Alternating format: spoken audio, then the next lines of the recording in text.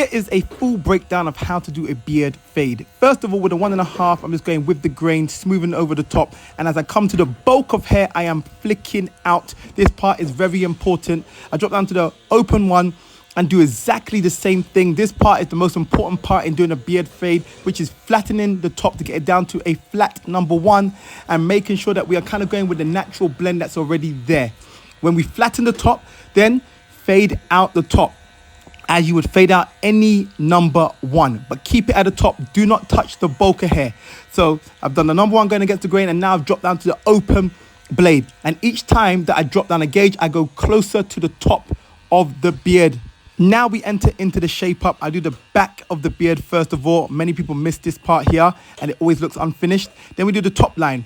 First of all, do the top line, just creating a shape that you're gonna go off.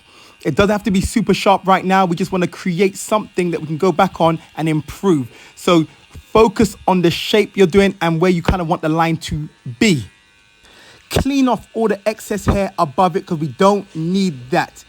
So now we just focus on getting a decent line there. Now I'm going over the line just a little bit to make this line cleaner. So I'm happy with kind of the shape. So I just want to make this line cleaner. Then we move into the mustache. Cut the stray hairs hanging over their lip. After you've done that, go to the top of their mustache, and now you're going to shape from the middle, coming down to meet the side line, which is the beard. Just in a straight line. Comb it out, which you're not seeing me do right now, but make sure you comb it out, clean off all the excess hair above it, and look at it and say, okay, am I happy with it the way it is right now? Is this good? Do I like it thick or do I want it thin? Or furthermore, ask the client. Say, would you like it? Do you like it like this or would you like it thinner? After you've asked the client, then go over it again if they want it thinner. In this case, we're going to make it thinner. Not at the top. I'm just neatening up the top, but the edges I'm going to make thinner to connect with the beard because I feel like it'll look a lot better. But it's all preference to do with what you think looks good and what the client thinks looks good. So we're going to take in the edges to make it a lot thinner. Not super thin, but a lot thinner because this is how we want it done today.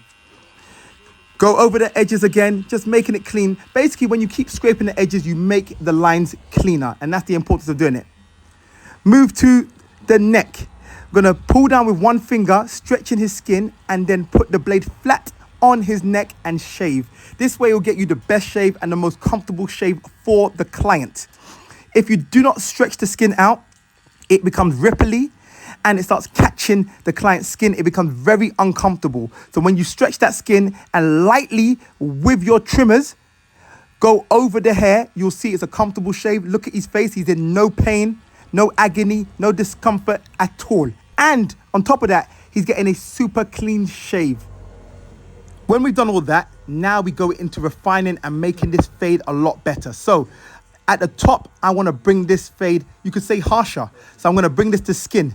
The whole point here is to create a stronger contrast. So we're going to keep bringing it down, starting with the number 1 as we did before, then with the open blade, just going over what we had done before. Doing exactly the same thing, but this time we're going to bring it a lot lower to make sure that it is skin. So that fade will be a lot stronger, a lot more defined, and a lot more prominent. But look at the edges. When I'm going to fade it down lower, I still want to keep these edges strong. So I don't want to fade it to the point where those lines disappear. So I'm fading inside of the sidelines, the back line and the top line.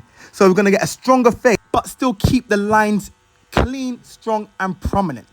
The whole point, as I said before, is I'm just trying to get this area a lot lighter skin because I want to make this fade, you could say, harsher.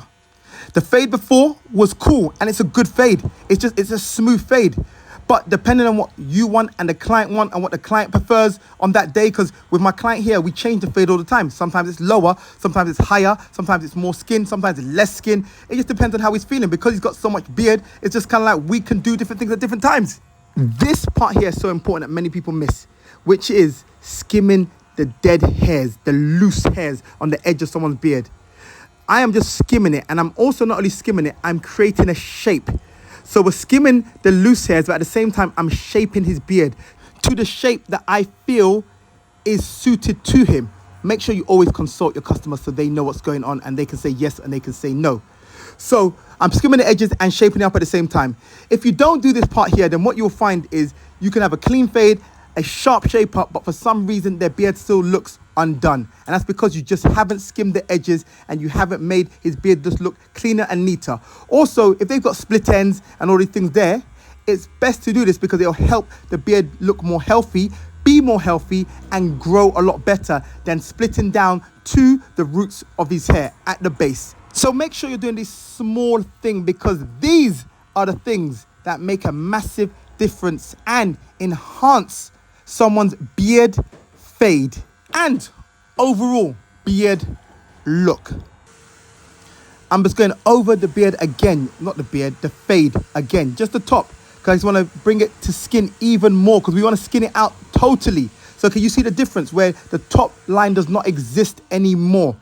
In the beginning, if you go back over the video, you'll see there was a line there. It doesn't exist anymore. For this fade here, we want it to be skin, and this is the look we are going for. I hope you've enjoyed this beard taper fade tutorial. You've been in a cut with Slidercuts. Follow if you're not doing it already.